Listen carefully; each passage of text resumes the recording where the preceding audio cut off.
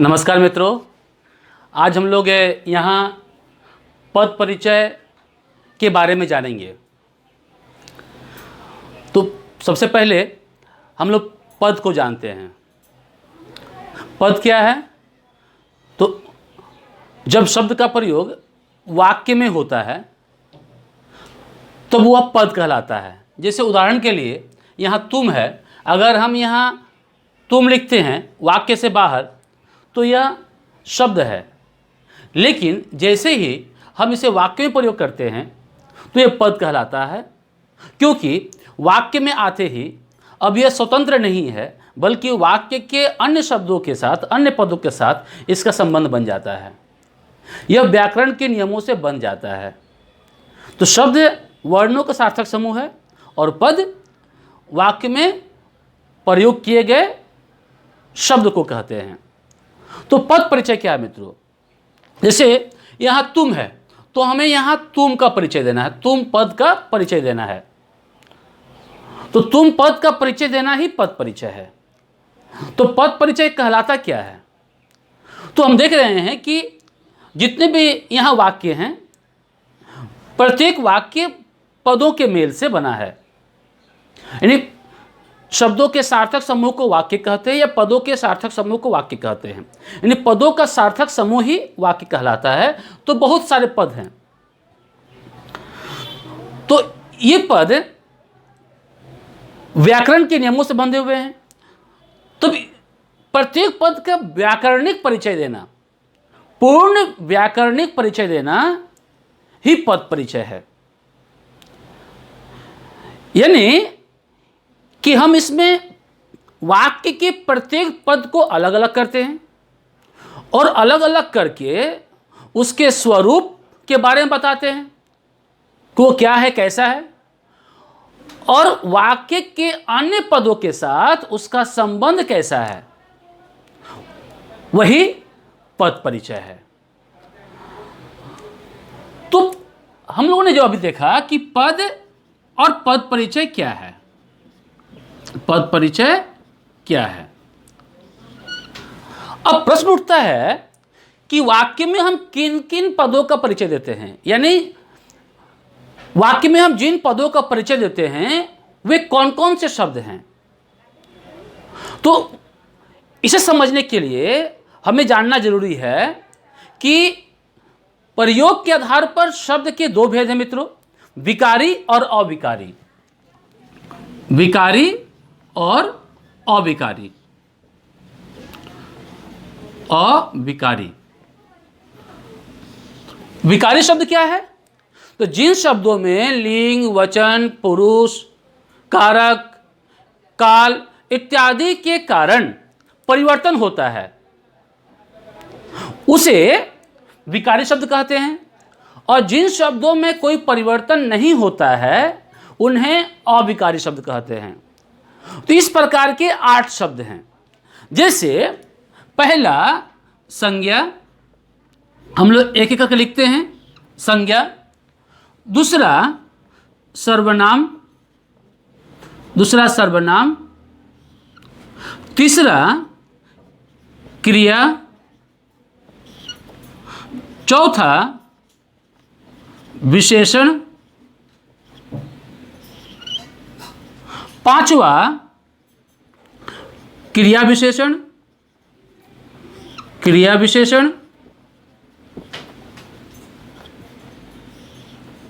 छठा संबंधवाचक शब्द, यह संबंध बोधक शब्द भी कर सकते हैं, तो संबंध बोधक ही लिखते हैं। बोधक का अर्थ होता है बोध कराने वाला, बताने वाला, संबंध बोधक शब्द। सातवां है समुच्चय बोधक शब्द, समुच्चय बोधक शब्द। और अंतिम है 8वां विस्मयादि बोधक। विस्मयादि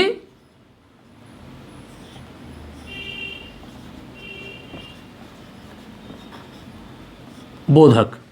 यानी हम पद परिचय के रूप में हम जब प्रत्येक पद का परिचय देते हैं तो वे पद इन 8 में से एक होते हैं। यानी कोई संज्ञा होगा, कोई सर्वनाम होगा, कोई विशेषण, कोई क्रिया विशेषण, कोई विस्मयादि बोधक। अब जो शब्द होगा उसके आधार पर ही हम उसका परिचय देंगे। तो मैंने यहां कुछ उदाहरण लिखा है, उन उदाहरणों के माध्यम से हम यहां प्रत्येक पद का परिचय देंगे और देखेंगे कि संज्ञा के अंतर्गत हम उसका क्या परिचय देते हैं, सर्वनाम के अंतर्गत क्या परिचय देते हैं, या क्रिया का हम क्या परिचय देते हैं, उसे समझेंगे यहाँ। इसलिए आप इस वीडियो में अंत तक बने रहिए। और अभी तक यदि आपने इस चैनल को सब्सक्राइब नहीं किया तो अवश्य सब्सक्राइब कीजिए। इसमें व्याकरण संबंधित आपको अधिकतर वीडियो मिल जाएंगे। तो सबसे पहले देखते हैं कि यहाँ तुम शब्द है। तुम क्या है, पहले पहचानना यह है। तो तुम है सर्वनाम है। तो सर्वनाम में हमें लिखना पड़ता है पहले भेद। सर्वनाम में पहले हम भेद लिखेंगे। तो तुम का भेद क्या है? तो तुम है पुरुषवाचक सर्वनाम, पहला। दूसरा है कि भेद के बाद हम लिखते हैं वचन। वचन, तो तुम का वचन क्या है? तो एक वचन है। तीसरा लिखते हैं हम लोग लिंग।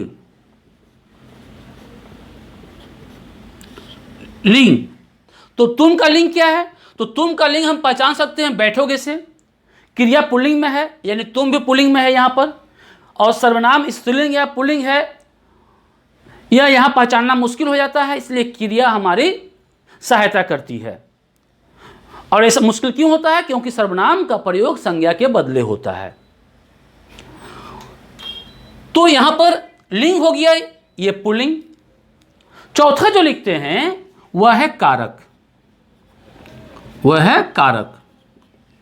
तो कारक क्या है? तो कारक के 8 भेद है मित्रों, यानी कर्ता कारक, कर्म कारक, करण कारक, अपदान, संप्रदान, फिर संबंध, अधिकरण और संबोधन। तो यहां तुम वहां नहीं बैठोगे तो बैठने का काम जुड़ रहा है तुम के साथ, तो कर्ता कारक है ये। तो इस तरह से हम सर्वनाम के 4 परिचय देते हैं सर्वनाम पद के। पहला मित्रों हम देख रहे हैं कि भेद, दूसरा लिंग, दूसरा लिंग वचन, दूसरा लिंग और चौथा कारक। अब दूसरा है वहां। वहां क्या है मित्रों? तो सबसे पहले जानना है कि वहां जो है वह क्रिया विशेषण है। तो हमें क्रिया विशेषण, संबंध बोधक, समुच्चय बोधक और विस्मयादि बोधक में अधिक परिचय देना नहीं होता है, क्योंकि ये चारों क्या हैं? अविकारी शब्द हैं और इनमें किसी प्रकार कोई परिवर्तन नहीं होता है। लिंग, वचन, कारक आदि कारण। तो जब परिवर्तन उनके कारण नहीं होता है तो उनके कारण को बताना नहीं होता है। बताने का हम किसमें करते हैं? हम लोग संज्ञा में, सर्वनाम में, क्रिया में, विशेषण में। तो वहां क्या है? तो वहां क्रिया विशेषण है। तो क्रिया विशेषण के 4 भेद हैं। ठीक, तो पहले भेद लिखना पड़ता है। इसमें पहले भेद लिखना पड़ता है। 4 भेद क्या हैं? कालवाचक, स्थानवाचक, परिमाणवाचक और रीतिवाचक। एक बार और बोल रहा हूं, कालवाचक, स्थानवाचक, परिमाणवाचक और रीतिवाचक। तो कालवाचक से समय का बोध होता है, कब। स्थानवाचक से कहां का बोध होता है, जगह का। तीसरा परिमाणवाचक से मात्रा का बोध होता है, नापने तोलने का बोध होता है, कितना परिमाण है। और रीतिवाचक से कोई कार्य कैसे हो रहा है, यानी यदि हम प्रश्न करते हैं कब, कहां, कितना और कैसे, तो इन चारों से हमें चारों के भेद पर पता चल जाएगा। तो वहां जो आ रहा है वो क्रिया की विशेषता बता रहा है कि यह क्रिया कहां हो रही है, वहां, कहां। तो ये क्या हो जाएगा मित्रों भेद में? तो भेद में हो जाएगा ये स्थानवाचक। लिख दिए। दूसरा जो लिखना पड़ता है हमें क्रिया के साथ संबंध। क्रिया के साथ संबंध। अब वहां किस क्रिया के साथ संबंध रखता है? तो बैठोगे के साथ। तो बैठोगे के साथ संबंध। स्पष्ट है ये? तो यहां बहुत कम लिखना पड़ता है, जैसे मैंने पहले कहा है। तीसरा है नहीं। नहीं किसके अंतर्गत आता है? तो नहीं भी आता है क्रिया विशेषण के अंतर्गत। ठीक, क्या है कि वह तुम वहां नहीं बैठोगे, यानी किसी कार्य के करने के तरीके के बारे में बताया जा रहा है कि तुम्हें उस तरीके से बैठना नहीं है या वहां बैठना नहीं है। तो यह है आपका रीतिवाचक क्रिया विशेषण। भेद लिख दिए। फिर बोला क्रिया के साथ संबंध क्या है? तो किस क्रिया के साथ? तो बैठोगे के साथ। तो बैठोगे के साथ लिख देंगे संबंध। फिर है बैठोगे क्रिया। ये क्या है? क्रिया है। तो क्रिया में पहले भेद, सकर्मक है कि अकर्मक है कि पूर्वकालिक है कि परिणार्थक है। बहुत सारी क्रिया हैं, लेकिन मुख्यतः हम लोग लेते हैं सकर्मक और अकर्मक। तो ये कौन सी क्रिया है? सकर्मक है कि अकर्मक है? इसे जानने के लिए हम क्या से प्रश्न करेंगे? क्या और किसको से। जब क्या और किसको से प्रश्न करने पर उत्तर मिलेगा तो अधिकतर जगह में वह सकर्मक होता है। जैसे आ रहा है तुम वहां नहीं बैठोगे, यदि नहीं बैठोगे, क्या नहीं बैठोगे, प्रश्न नहीं आ रहा, किसको नहीं बैठो, प्रश्न उत्तर नहीं आ रहा है, तो ये हो जा रहा है अकर्मक क्रिया। अकर्मक क्रिया। तो सकर्मक क्रिया, अकर्मक क्रिया क्या होती है? तो जिस क्रिया के साथ कर्म जुड़ा हुआ होता है या जुड़े रहने की संभावना होती है उसे सकर्मक क्रिया कहते हैं, और जिस क्रिया के साथ कर्म जुड़ा हुआ नहीं होता है उसे अकर्मक क्रिया कहते हैं। तो हम लोग यहां देख रहे हैं कि कर्म जुड़ा हुआ नहीं है, इसलिए यह अकर्मक क्रिया है। इसके बाद क्या लिखते हैं हम लोग? वचन। क्रिया के साथ वचन। तो वचन क्या है? बैठोगे, यानी पुल्लिंग है ये। अगर स्त्रीलिंग रहता तो बैठोगी हो जाता है। तो वचन दो ही हैं, एक वचन और बहुवचन। ये लिंग में चला आया मित्रों, माफ कीजिएगा। तो वचन में एक वचन, तो वचन दो, एक वचन बहुवचन। तो बैठोगे है तो ये एक वचन के लिए, क्योंकि तुम के लिए आ रहा है, तुम एक वचन यहां पर है। फिर लिंग, अब लिंग में लेंगे हम लोग इसे कि लिंग में यह पुल्लिंग है, इसलिए लिखेंगे लिंग में पुल्लिंग। ठीक। अब इसके साथ हम लोग क्रिया के साथ और क्या लिखते हैं? ये तीन तो कारक तो नहीं आएगा क्रिया के साथ, क्योंकि वह संज्ञा सर्वनाम का रूप होता है। क्रिया के साथ कारक का यहां पर संबंध नहीं है, क्योंकि संज्ञा सर्वनाम का रूप बनकर क्रिया के साथ संबंध बैठता है। तो इसके बाद हम लिखते हैं काल, मतलब समय, टेंस। काल क्या है? अब ये भूतकाल है, भविष्य काल है या वर्तमान काल है, इसे पहचानते हैं तीन भेद काल के। तो सिर्फ तीन भेद ही लिखेंगे, उसके अंतर्गत क्या भेद है उसे लिखने की जरूरत नहीं यहां पर। तो बैठोगे, बैठोगे क्या है? भविष्य काल में है, तो हम लोग काल में भविष्य काल लिखेंगे। और अंत में लिखते हैं हम लोग वाच्य। वाच्य यानी क्रिया के रूपांतरण। क्रिया के जिस रूपांतरण से पता चलता है कि वाक्य में कर्ता, कर्म या भाव में से किसकी प्रधानता है, उसे वाच्य कहते हैं। वाच्य के तीन भेद हैं, कर्तृवाच्य, कर्मवाच्य और भाववाच्य। कर्तृवाच्य यानी जिस में क्रिया कर्ता के अनुसार आती है, कर्मवाच्य जिसमें क्रिया कर्म के अनुसार आती है, और जिसमें क्रिया भाव के अनुसार या क्रिया के अनुसार आती है उसे भाववाच्य कहते हैं। तो यहाँ क्रिया जो है वह तुम के अनुसार, कर्ता के अनुसार आ रही है। तुम वहां नहीं बैठोगे, तो किस में चला आएगा? ये कर्तृवाच्य में चला आएगा, क्योंकि कर्ता के अनुसार है। तो हम लोग क्रिया के अंतर्गत क्या परिचय देते हैं?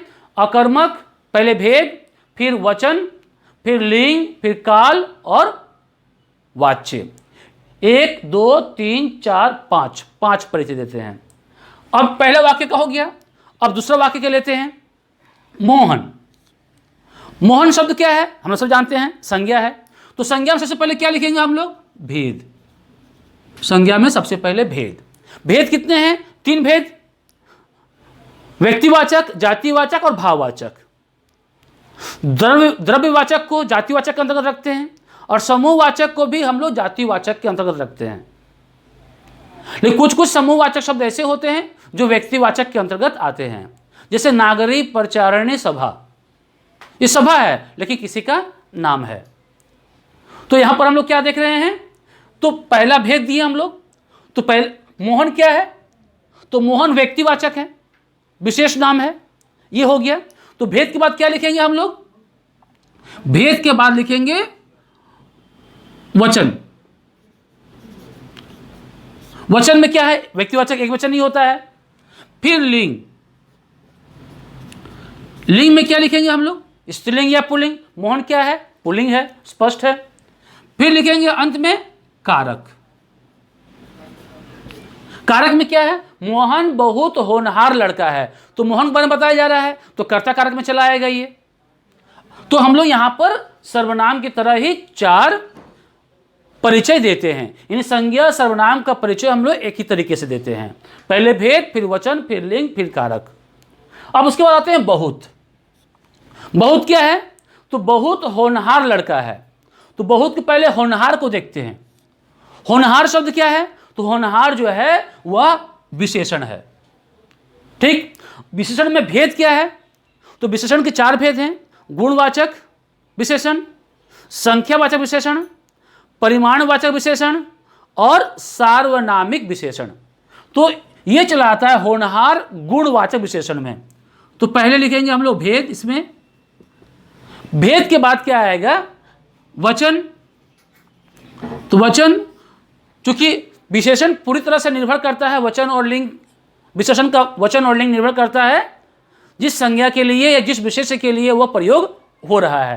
तो यहां पर मोहन लड़का एक वचन है, तो होनहार भी एक वचन होगा। लिंग क्या होगा, लिंग भी पुल्लिंग होगा। क्यों, क्योंकि मोहन या लड़का पुल्लिंग है। ठीक, लिंग के बाद हम लिखते हैं यहां पर विशेष्य। विशेष्य क्या है मित्रों, तो विशेष्य है विशेषण जिस शब्द की विशेषता बताता है। जैसे होनहार लड़का के बारे में बता रहा है, तो यहां लड़का क्या है, विशेष्य है। तो अब हम आगे देखते हैं लड़का। लड़का क्या है, तो लड़का संज्ञा है, संज्ञा के भेद में चला आएगा ये जातिवाचक। वचन एक वचन, लिंग पुल्लिंग, कारक है, चूंकि मोहन के लिए आया है इसलिए ये हो जाएगा कर्ता कारक। फिर है आपका है क्या है, क्रिया है। क्रिया में यह सहायक क्रिया है। ठीक, और सहायक क्रिया में ये चला आएगा अकर्मक, क्योंकि यहाँ कोई कर्म नहीं है। वचन में मित्र यहाँ पर चला आएगा एक वचन, लिंग में पुल्लिंग, काल में वर्तमान काल और वाच्य में कर्तृवाच्य। फिर हो जाए, यहाँ है तीसरे वाक्य में पहले शुरू हो रहा है ओह। ओह क्या है, भाव है, तो यह आता है विस्मयादि बोधक में। तो सबसे पहले लिखेंगे विस्मयादि बोधक, और किसके लिए आ रहा है, किस भाव के लिए आ रहा है, दुख के लिए आ रहा है, तो शोक प्रकट किया जाता है, शोक बोधक। तो हम विस्मयादि बोधक में विभिन्न प्रकार के भावों को देखते हैं। तो 7 प्रकार के मुख्य हैं, जैसे हर्ष बोधक, शोक बोधक, स्वीकार बोधक, तिरस्कार बोधक, अनुमोदन बोधक, आश्चर्य बोधक, इस तरह के यहाँ भाव हैं। तो ये 2 लिखेंगे। फिर तुम्हारा आ रहा है, तो तुम्हारा भी यहाँ पर सर्वनाम है, तो तुम से आ रहा है, तो तुम पुरुषवाचक सर्वनाम है भेद में। वचन में ये चला आएगा एक वचन। फिर लिंग में यह पुल्लिंग आएगा, और कारक में चूंकि तुम्हारा है रा है, तो रा संबंध है, कारक में आता है, तो संबंध कारक हो जाएगा। फिर पैर, पैर संज्ञा है, संज्ञा में जातिवाचक भेद है। फिर वचन एक वचन है, लिंग लिंग पुल्लिंग है, और कारक क्या आ जाएगा, कर्म चला आएगा। उसके बाद टूट गया या टूट, टूट मुख्य क्रिया है, गया रंजक क्रिया है, तो अलग अलग पूछा जाता है और एक साथ भी पूछा जाता है। तो यहाँ पर टूट गया क्या है, क्रिया है, क्रिया में क्या है, सकर्मक क्रिया है, क्योंकि पैर यहाँ कर्म है। फिर वचन क्या है, वचन एक वचन है। और लिंग क्या है, तो लिंग पुल्लिंग है, टूट गया स्पष्ट यहाँ पर है। काल क्या है, भूतकाल है। और वाच्य क्या है, तो वाच्य में चला आएगा कर्तृवाच्य। फिर है मेरी, मेरी बना है मैं से, तो मैं सर्वनाम में आता है, तो मैं सर्वनाम में आने से भेद हो जाएगा, मैं पुरुषवाचक।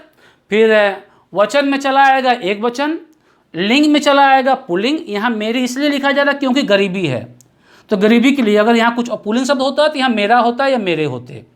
तो यहाँ आपका चला आएगा भेद में चला आया पुरुषवाचक, वचन में चला आया एक वचन, लिंग में चला आया आपका पुल्लिंग, और कारक में चला आया संबंध कारक, क्योंकि संबंध कारक विभक्ति रा रे री यहाँ पर है। गरीबी क्या है, संज्ञा है, तो संज्ञा है, तो संज्ञा में क्या है, भेद में भाववाचक संज्ञा है, तो भाववाचक संज्ञा वचन एक वचन।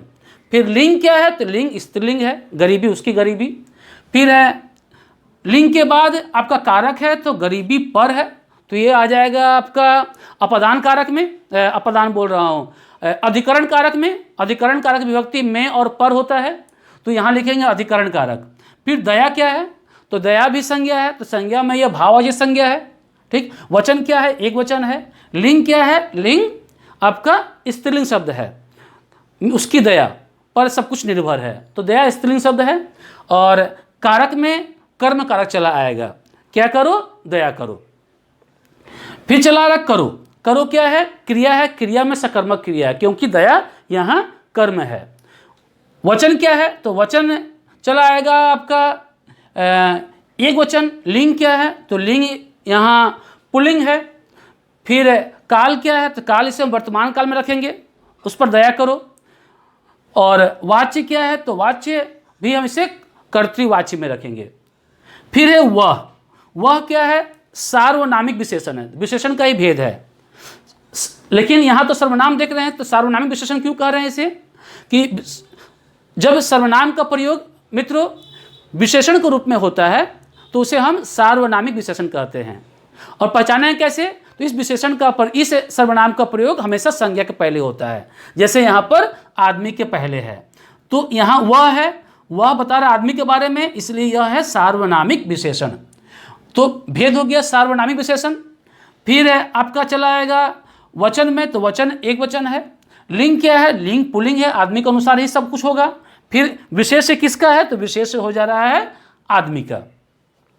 फिर है आदमी, आदमी क्या है, संज्ञा है, संज्ञा में क्या है, जातिवाचक है। फिर वचन क्या है, एक वचन है। फिर लिंग क्या है, तो लिंग मित्र चला आ रहा है, यहाँ पर आपका पुल्लिंग चला आ रहा है। और कारक क्या है, तो कारक जो है वो कर्ता कारक हो जाएगा। फिर आ रहा आज, आज क्या है, तो आज है क्रिया विशेषण। क्रिया विशेषण भेद में आज समय के बारे में बता रहा है, तो ये कालवाचक हो जाएगा। और जब भेद हो जा रहा है कालवाचक, तो फिर क्रिया के साथ संबंध, तो आएगा क्रिया के समय के बारे में बताया जा रहा है यहाँ पर, तो आएगा के साथ संबंध बनेगा। फिर इधर भी जो है वह क्रिया विशेषण है, यह लेकिन इधर क्या है, जगह के बारे में बता रहा है, तो ये हो जाएगा स्थानवाचक। तो स्थानवाचक क्रिया विशेषण हो जा रहा है और आएगा क्रिया के साथ संबंध दिखा देंगे। फिर है मैं हमने किया है पहले, यहाँ मेरे में भी किया है, यहाँ पर उसी के अनुसार मैं कभी करूँगा। ये आपका सर्वनाम में चला रहा है, सर्वनाम भेद में पुरुषवाचक चला आ रहा है। और वचन जो है वह एक वचन है। लिंग चला आ रहा है आपका पुल्लिंग, और कारक में चला आ रहा है कर्ता कारक। यह क्या है, यह भी जो है सार्वनामिक विशेषण है, क्योंकि यह कार्य के पहले आ रहा है, कार्य की विशेषता बता रहा है। तो जिस तरह से हमने इसका परिचय दिया था, यह का परिचय भी हम उसी रूप में देंगे कि एक वचन है, पुल्लिंग है और कार्य का विशेषण है। फिर कार्य क्या है, जातिवाचक संज्ञा है, संज्ञा में, और वचन में एक वचन है, लिंग में पुल्लिंग है, और कारक में क्या है, ये कर्म कारक है। आप क्या है मित्र, आप जो है वह निजवाचक सर्वनाम है। मैं यह कार्य आप कर लूँगा, यानी खुद कर लूँगा, तो निजवाचक सर्वनाम के भेद में आएगा। वचन क्या है, तो वचन चला आएगा आपका एक वचन में। लिंग क्या है, तो लिंग चला आएगा आपका पुल्लिंग में। और कारक चूंकि कर्ता कारक के साथ ही है, तो कर्ता कारक में ही आएगा। और सबसे इसमें अंत में करूँगा, तो करूँगा क्या है, क्रिया है, तो क्रिया में सकर्मक क्रिया है। मैं यह कार्य आप करूँगा, क्या करूँगा, तो यह कार्य करूँगा, तो कार्य चला आ रहा कर्म, तो ये सकर्मक क्रिया है। और उसके बाद क्रिया के भेद के बाद हम लोग देखेंगे वचन क्या है, तो वचन एक वचन है। फिर लिंग क्या है, तो लिंग आपका पुल्लिंग है। काल क्या है, तो काल यह भविष्य काल है। और वाच्य क्या है, तो वह कर्तृवाच्य है। फिर जिसकी लाठी उसकी भैंस, तो जिसकी में क्या है, जिस है, यह संबंधवाचक सर्वनाम है जो से बनता है। और यह चला आएगा आपका वचन में, एक वचन चला आएगा।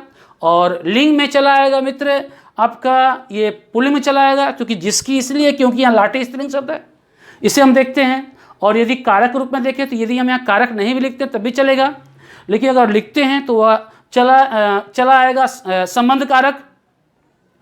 फिर लाठी का देखते हैं मित्र, तो लाठी में यह है संज्ञा, संज्ञा में भेद आ रहा है आपका जातिवाचक। वचन जो है वह एक वचन है। लिंग है, लिंग आपका चला आ रहा है ये स्त्रीलिंग, लाठी, उसकी लाठी इसलिए उसकी कह रहे हैं। फिर कारक में, तो कारक में इसमें जो है कारक हम नहीं देख रहे हैं क्योंकि पूरे वाक्य के रूप में नहीं है, लेकिन पूरे वाक्य के रूप में लेंगे। जिसकी लाठी होती है उसकी भैंस होती है, तो जिसकी लाठी होती है क्या होती है, तो होना जो क्रिया होता है वह जो है चला आता है आपका अकर्मक में, सकर्मक में नहीं आता है, होना अकर्मक में। तो लाठी जो है यहाँ अकर्मक में हम लिखेंगे। फिर आपका लाठी की बात चला आ रहा है आपका यहाँ उसकी, तो उसकी के भाई देख रहे हैं वह से बना है, तो वह जो है सर्वनाम में है, पुरुषवाचक सर्वनाम में, तो पुरुषवाचक सर्वनाम में है। फिर देखेंगे कि इसका वचन क्या है, तो वचन एक वचन है। लिंग क्या है, लिंग पुल्लिंग है, ठीक। फिर संबंधवाचक में चला आएगा, इसे हम नित्य संबंधित शब्द भी कहते हैं, क्योंकि संबंधवाचक सर्वनाम का प्रयोग हम कभी भी अकेला नहीं करते हैं, जो सिर्फ नहीं करते हैं, जो सो, जिसकी, उसकी, जिसकी, तिसकी का प्रयोग करते हैं, और जो वह का प्रयोग करते हैं।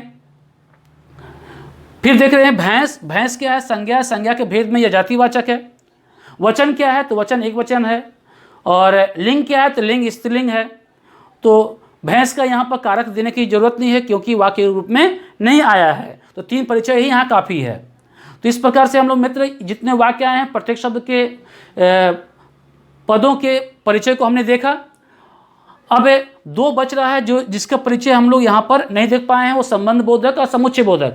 संबंध बोधक शब्द क्या है मित्र, कि जो संज्ञा सर्वनाम के बाद आकर वाक्य के अन्य पदों के साथ उसके संबंध को स्थापित करता है। जैसे मोहन राम के साथ जाएगा, तो मोहन राम के साथ, तो राम के साथ यहाँ साथ जो है वह चला आ रहा है संबंध बोधक। तो इस तरह से साथ, बिना, कारण, लिए, द्वारा, ठीक है। तो इस तरह के जो है शब्द जो होते हैं संबंध बोधक में आते हैं। तो उसका परिचय सिर्फ इतना ही देना है। अगर आता है कि राम मोहन के बिना नहीं जाएगा, तो बिना अंडरलाइन रहेगा, तो सिर्फ लिख देना है कि संबंध बोधक, और कुछ लिखने की जरूरत नहीं है। फिर समुच्चय बोधक क्या है मित्र, जो 2 वाक्यों या 2 शब्दों को जोड़ने का काम करता है। जैसे राम और मोहन जाएगा, तो और है, तो और क्या है, वह समुच्चय बोधक शब्द है, तो सिर्फ हम समुच्चय बोधक लिख देंगे, यहाँ परिचय हो गया। तो और, तथा, एवं, इसलिए, या, अथवा, ये सब जितने शब्द देख रहे हैं हम लोग, ये सभी चले आते हैं समुच्चय बोधक में, और इसका परिचय हम लोग सिर्फ इनका नाम लिख कर ही देते हैं। इस प्रकार मित्रों हमने पद परिचय में उदाहरण द्वारा सारे पदों के परिचय को जाना, और ये भी जाना कि किसके क्या भेद हैं, और ये भी हम समझे हैं कि अगर पद परिचय देना है तो हमें संज्ञा, सर्वनाम, क्रिया विशेषण, संबंध बोधक, समुच्चय बोधक, विस्मयादि बोधक के साथ साथ संज्ञा के भेद, सर्वनाम के भेद सब तो है ही, वचन, लिंग, कारक, काल, वाच्य, विशेष्य, प्रविशेषण, इन सबको देखना होता है। मित्र एक छूट गया जिसकी बात होनी थी, वह है बहुत शुरू में। इसे हम देख लेते हैं कि बहुत क्या है, तो बहुत ये आपका ये प्रविशेषण है, हम इसे यहाँ लिखते हैं प्रविशेषण, प्रविशेषण है। तो प्रविशेषण क्या होता है, जो विशेषण की विशेषता बताता है मित्र। तो हम इसका जो परिचय देंगे बहुत का, वह है प्रविशेषण के रूप में, विशेषण का अंतर्गत। लेकिन विशेषण का ये भेद नहीं है, ये अलग से पढ़ते हैं। और विशेषण का अगर हम सिर्फ प्रविशेषण लिखकर छोड़ देते हैं तो इसका पद परिचय हो गया। यदि हम आगे भी कुछ लिखना चाहते हैं, चूंकि यह विशेषण की विशेषता बता रहा है, तो विशेषण का जो लिंग होगा, वचन होगा, वही लिंग वचन हम प्रविशेषण का भी देंगे, लेकिन इसकी आवश्यकता नहीं है। इस प्रकार से हमने यहाँ पर पूरा पद परिचय के बारे में विस्तार से जाना, और इन सब के बारे में जानने के लिए भी वचन, लिंग, कारक, वाच्य, काल, कारक, संज्ञा, सर्वनाम, क्रिया, विशेषण, इन 8 शब्दों के बारे में जानने के लिए भी एक वीडियो है मित्र, जो पद परिचय के नाम से मैंने बनाया है, और इस चैनल में ये है, आप उसे देख सकते हैं। इस वीडियो में आज इतना ही, धन्यवाद।